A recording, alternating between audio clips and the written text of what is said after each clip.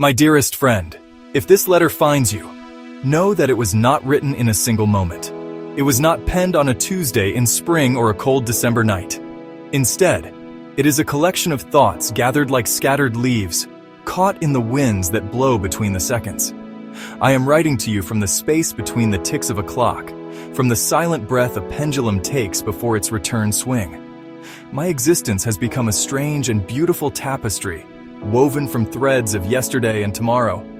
I no longer live my life from one end to the other. I am everywhere, and everyone at once. I find myself standing on the quiet shores of moments you have yet to live. I see the laughter that will grace your face in a decade. I feel the warmth of a sun that set long before you were born.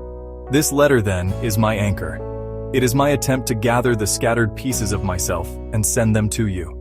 A message in a bottle cast into the endless ocean of time. My song is different now. It has been shattered into a million notes, and I hear them all at once.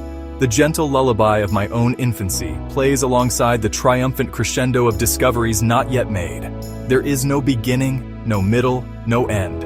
Only a constant, overwhelming symphony of being. This perspective is a gift, and it is a curse.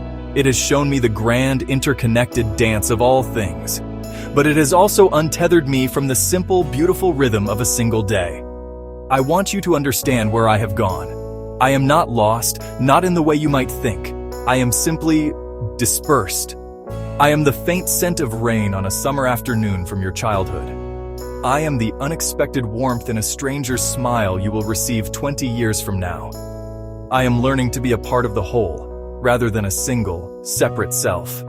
This is my goodbye, but it is also my hello, sent from every moment I have ever been.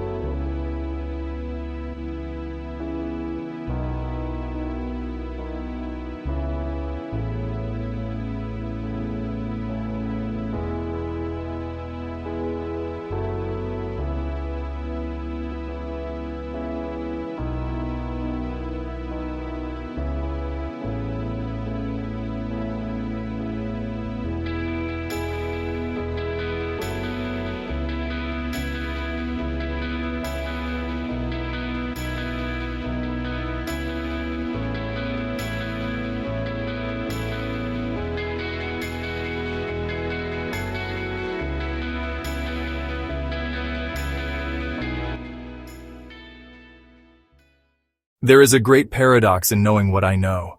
I see the heartbreaks that await the joyful young couple. I see the inevitable decline of the vibrant, bustling city.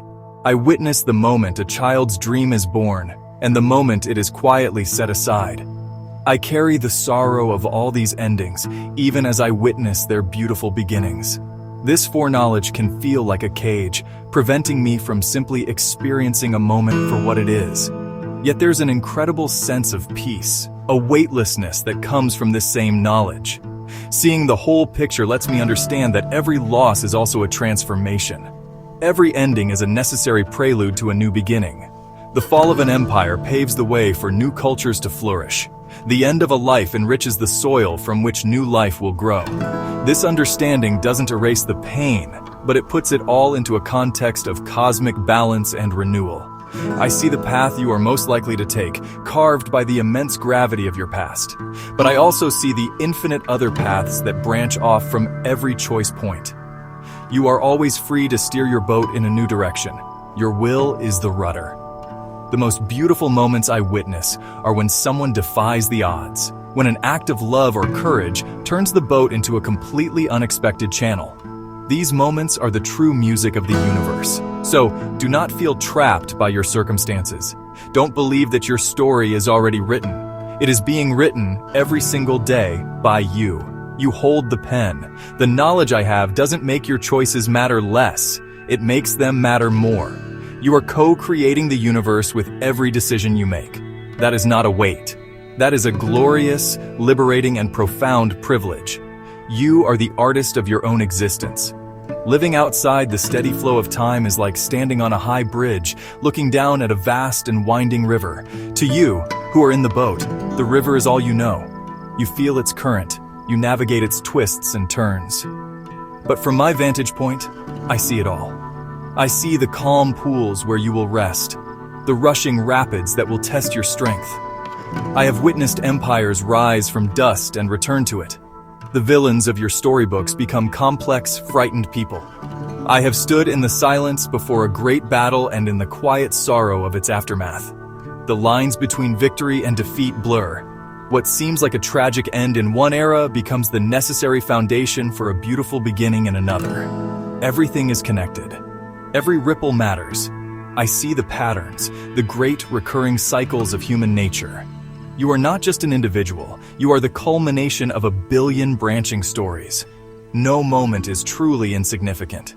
A kind word can send ripples that shape the course of a family for generations. You are more powerful than you know. For all the wonder and all the wisdom, there is a deep and pervasive loneliness. I am a spectator to all of history, but a participant in none of it. I am surrounded by the entire cast of humanity from the first to the last. Yet I cannot have a simple conversation. I am the ultimate outsider, the eternal observer. I miss the feeling of belonging. I miss being part of a family, a community, a time. I am a silent witness to the endless tapestry of human connection, but I cannot feel its touch. This is the price of seeing everything. You can hold on to nothing. I cannot share the breathtaking beauty of a civilization's birth, nor can I find comfort when I witness its tragic end.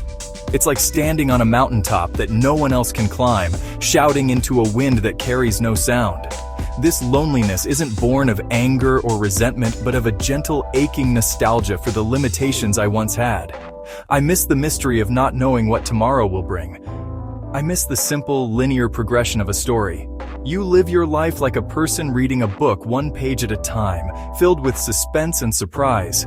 I am forced to see the entire book at once, from cover to cover. The story is magnificent, but the thrill of the unfolding narrative is gone forever. And so, I am sending you this letter as an act of defiance against my own isolation. It is a bridge I am trying to build across the unbridgeable gulf of time. It is a way of saying, I am here, I exist, I remember you, I love you. Even if I cannot be with you, I want you to know that you are not alone. There is an observer, a friend, who is watching your story unfold with infinite love and compassion. My loneliness is eased just a little by the thought that you might feel my presence, a faint whisper in the quiet moments of your life.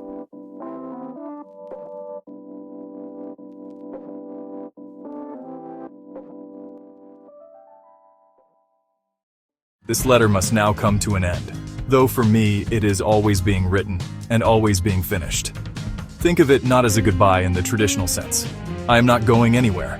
I am simply becoming part of the landscape, dissolving into the very fabric of existence.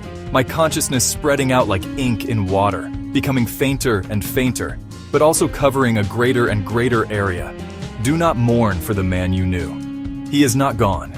He is just translated into a new language. Starlight, gravity, probability, potential.